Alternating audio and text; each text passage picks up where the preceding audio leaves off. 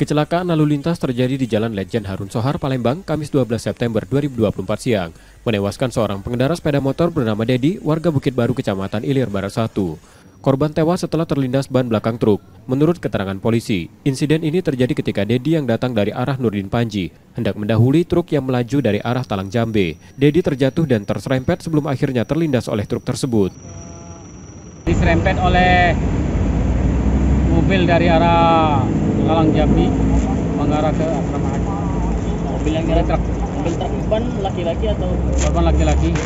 kita umur berapa nih? Sekitar 40-an.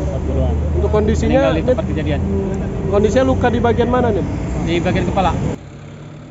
Saat ini polisi telah mengamankan truk dan sopirnya untuk pemeriksaan lebih lanjut. Jasad korban dievakuasi ke Rumah Sakit Muhammad Husin, Palembang. Kecelakaan ini kini dalam penanganan Satlantas Polrestabes Palembang. Reski Oktora, Muklas Diferensial, Kompas TV, Palembang, Sumatera Selatan.